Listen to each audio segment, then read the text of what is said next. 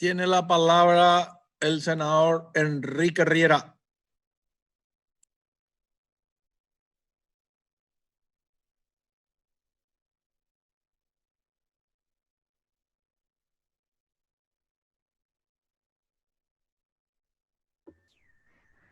Perdón por la demora. Gracias, presidente. Buenas tardes, noches, señor ministro. La verdad es que hemos asistido a una presentación de 7 horas y las preguntas daban para lucirse, pero se dispersó tanto la explicación que creo que todos tenemos, o por lo menos yo particularmente tengo la sensación que no hay claridad, no hay un rumbo definido y vamos a tener, como estamos teniendo, problemas, ¿verdad?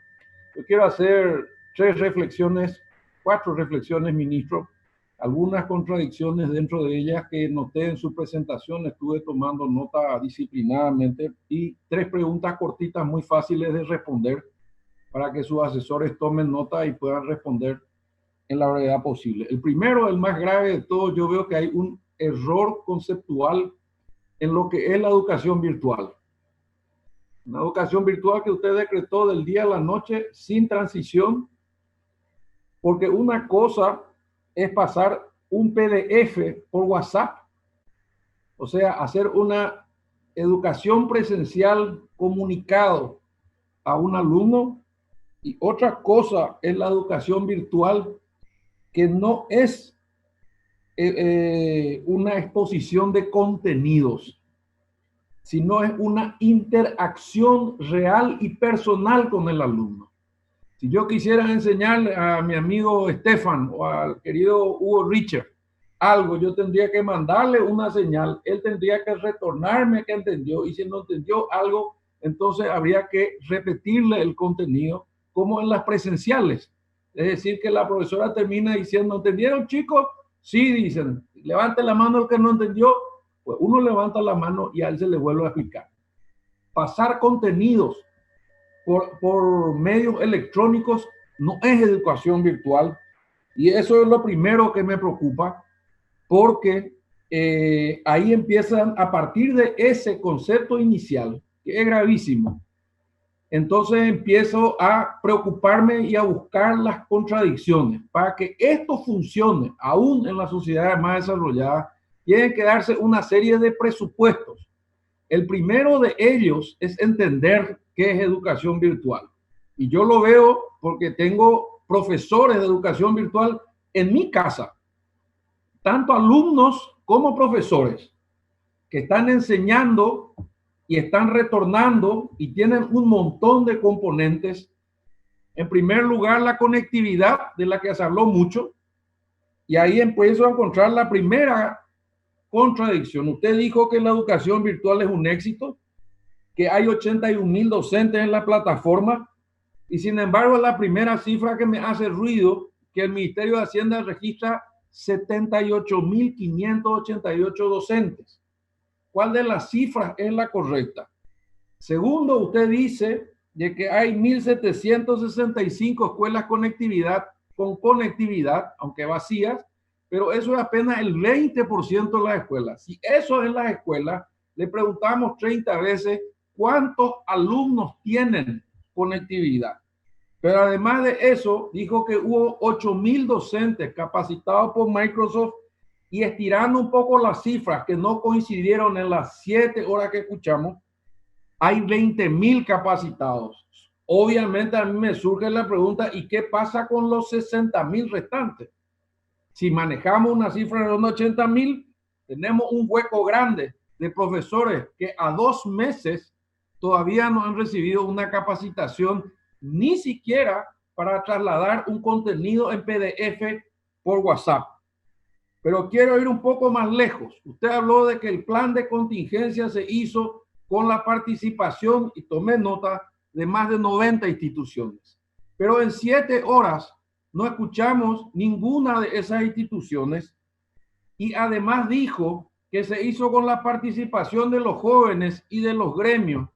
Pero como dijeron mis compañeros del Senado, las redes y nuestros teléfonos están llenos de decirle a PETA que no mienta. Me animaría a decir un nombre, el de Gabriel Espínola, que es un viejo luchador con quien yo tuve largas discusiones, y me dice, ese plan hizo Robert Cano, nosotros no participamos, y es un líder de uno de los 9 o 12 gremios con los cuales yo me reunía cuando era ministro, por eso que los conozco.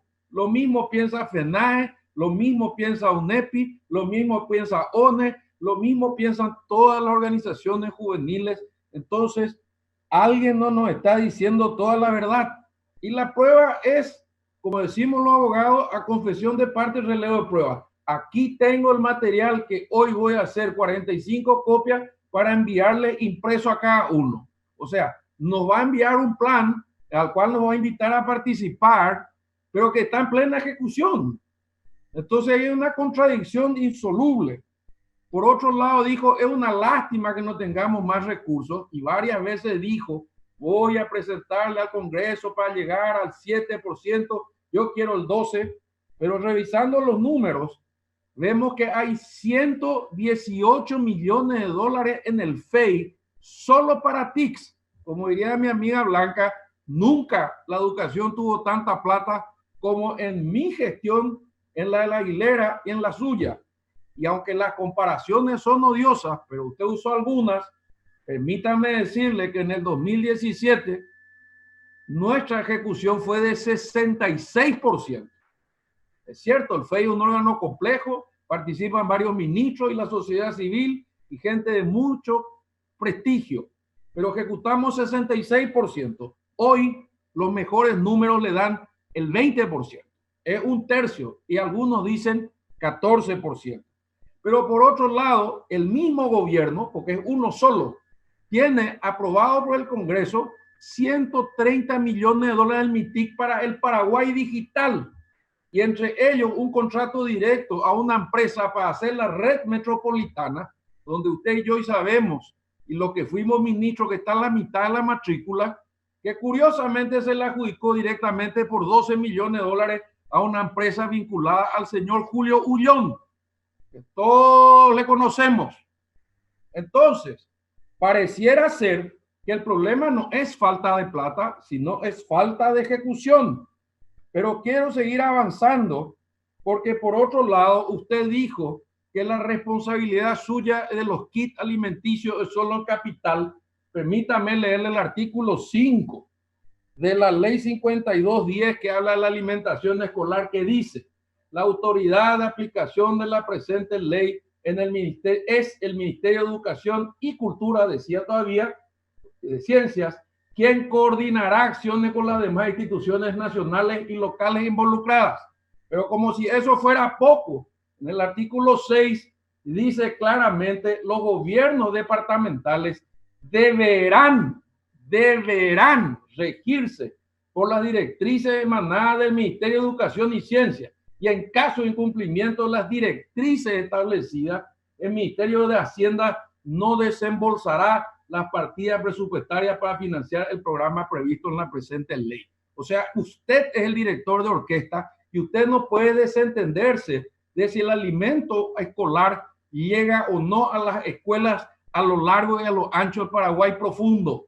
Usted tiene la potestad legal de hacerlo conforme al artículo 5 y 6 de la ley 5210. Por último, le quiero hacer 3 preguntas concretas. Primero, para que tomen nota y ver si me puede responder. ¿Por qué no convocó al CONEC, que es el Consejo Nacional de Educación y Ciencia, que está establecido en la ley 1264, General de Educación, y en la ley 5749, que es la Carta Orgánica nuevita, que me tocó a mí la transición, pero usted ya está hace casi 2 años? Este es un órgano representativo de la sociedad civil y del sector académico, por lo menos para discutir con ellos la necesidad de las políticas públicas educativas con una visión más incluyente y plural.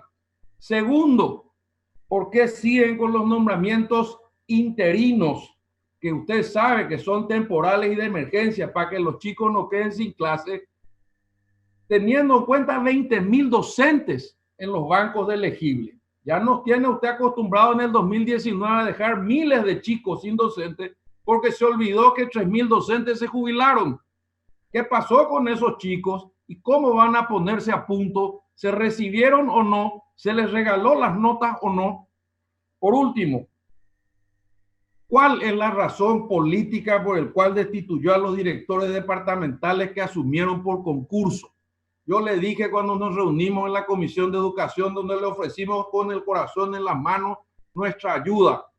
Esos son los resortes más importantes. Hoy toda la tarde estuve hablando del valor, del respeto de la carrera, de la conducta, de los funcionarios, de una institución que está de pie. Y yo a esta altura de mi vida ya no me callo. Y hay cadenas y presiones y pedidos como en la vieja época del tiranosaurio increíble de Eduardo Peta San Martín pidiendo apoyo para esta interpelación. Grupos de trabajo. Yo, antes que me diga nada, acepto que una vez metí la pata en plena elección pidiéndole voto a una reunión pequeña a mi docente y pedí disculpas en 30 idiomas, pero nunca hice comunicados para que directores y supervisores presionen a los 80.000 docentes para apoyar su gestión institucional para intentar zafar esta interpelación. Entonces, mi querido ministro, estas reflexiones y estas 3 preguntas le dejo para que usted, si tiene la amabilidad de responderme no solamente a mí, sino a la sociedad paraguaya que está viendo esta interpelación. Muchas gracias. Gracias, senador Riera.